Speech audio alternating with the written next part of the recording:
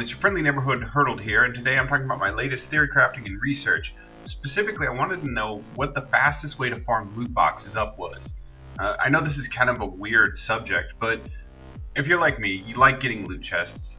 Maybe you enjoy the kind of gambling aspect of them. I certainly do, because you never know what you're going to get. It could be literally any 4 pieces of gray trash that you can imagine. Maybe it's going to be 100 shard skin, or maybe it's going to be like 7 voice lines, or who knows, guaranteed you're probably already going to own half of them. But whatever the reason, and whatever you happen to get, I wanted to know the fastest, most efficient way to get these things.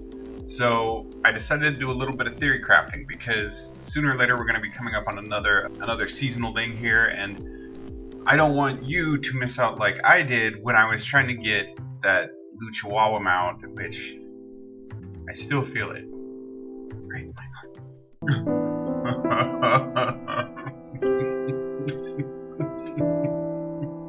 Or maybe you just want to get a bunch of levels on a character and feel really cool with your mastery taunt, your special portrait. I'm not here to judge.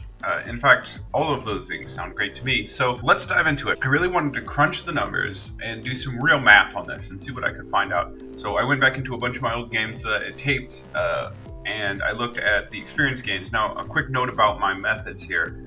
I only did AI and quick match games because that's primarily what I play. Also, it's the more, I feel, efficient way to farm things because it's a lot easier to get a group, and in Hero League, Team League, you never quite know what's going to happen. It's a lot more competitive, and unfortunately, experience game competitive is not really what you want. I'm here to share my insights with you. So, what did I find out? Let's go ahead and dive into Hurdled's loot box farming video. Okay guys, so first off, a couple of things you should be aware of if you don't already know. First things, stim packs will double your experience gain in every game, as well as give you a huge boost to gold game for matches, but not quests, so keep that in mind. If you can afford the roughly $10 a month, they're worth it. I think so, at least. Or even better if it's just for like a specific event, for like the summer or the Christmas loot boxes, or like for the next Mania event. I don't want to talk about it anymore. Anyway, I usually keep one on me because I'm a sucker and I like big numbers. However, do not feel obligated to buy into the Blizzard money printing machine. There are other great ways of getting your boosts. You get huge bonuses from playing with people on your friends list, so if you're doing any of these games, it helps to look for groups and friend up with like-minded players. Pretty much you just go into LFG and you ask, hey, is anybody doing an AI game? Is anybody farming quick match games? And then when you get into a group, friend everybody on that list. That way you get the friend bonus, then you get the party size bonus on top of that, which is pretty substantial. If you add a stim pack on top of that, you get that benefit as well. It's important to note, however, that the stim pack and all of the other bonuses only apply to the base experience, so it's not a cumulative, oh, I got 25% from a friend bonus and then 50% on my party size bonus. Take all of that times 2 for my stim pack bonus. It only applies both of them to the base bonus that you get. So keep that in mind when doing this. It's still a good deal, but it's not like this cumulative how bankers make money kind of experience gain thing here. You also get experience boosts from things like your first one of the day, which is a 50% base boost, which is pretty great, but again, 1 time a day.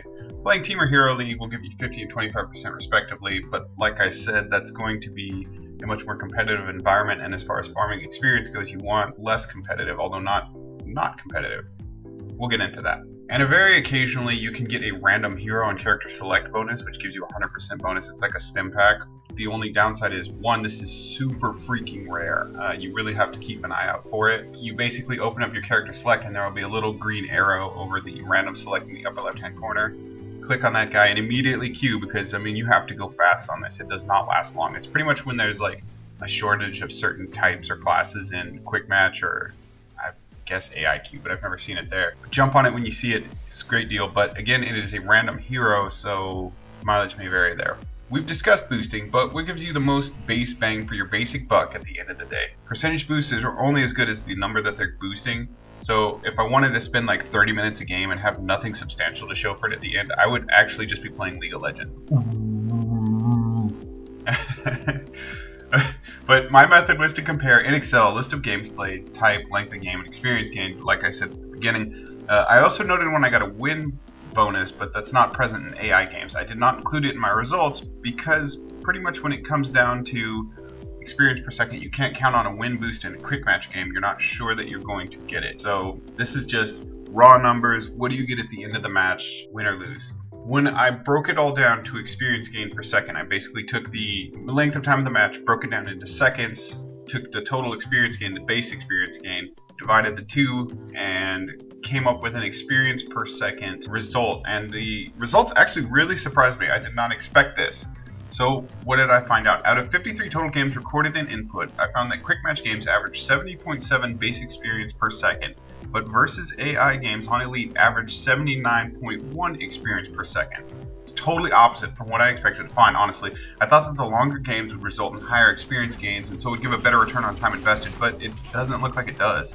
I suppose if you won most of your quick match games, you would up this average, but most people hit around 50%, and that's kind of how the system is designed to work. So I didn't feel like the win bonus was going to give a really good impression of, you know, your actual experience game to game. One way that you can maximize that experience gain in games, and this is really important, is destroying enemy objectives, capturing mercenaries, killing the enemy a lot. Anything that gets you experience in the game translates directly to your total experience at the end. And I know that seems obvious to a lot of people, but I didn't know that at first. The more you do in game that gains you experience, the better off your experience gain will be at the end. So obviously this is a lot easier against bots, but if you've got a great team, like I said in quick match, then do it, man. Do it. Kill it. You know, you can see that average rise for yourself. But again, I was about 50% win-loss rate. That's what I recorded for myself. You want to strive to maximize that experience, whatever game type you play, in the shortest possible time. So having a party member in your group who takes Sylvanas or Sergeant Hammer, or somebody else who's really good at pushing keeps, is a great way to cut down time but increase your experience gain. So somebody who can just chew through keeps and take objectives quickly. Pretty much it seems like, oh man, I finished an AI game in 10 minutes, I only got like 50,000 experience for it. That's super quick. I mean, you can do a quick match player game, you know, and get like 70,000 for a 20-minute game. You know, it doesn't seem like a lot initially, but it is time and consistency that's going to get you there. To break it all down, my conclusion is simply that if you want the most consistent, highest return for your loot box and experience grinding time investment, grab some friends. If you can afford it, grab that stim pack and start farming up AI games. Again, this is all subject to your personal skill, your win rate, you know, what you're comfortable with. A lot of people don't like to play quick match games, and that's totally okay, because I've been there, and sometimes I don't feel like playing quick match games. Sometimes I don't want to get sworn at by, you know, some Brazilian dude who knows just enough English to make them feel like shit. It's all up to you. You know, but I'm saying if you're going for the absolute quickest, grab some friends and go AI. Maybe you're really good at quick match and you'll do a lot better.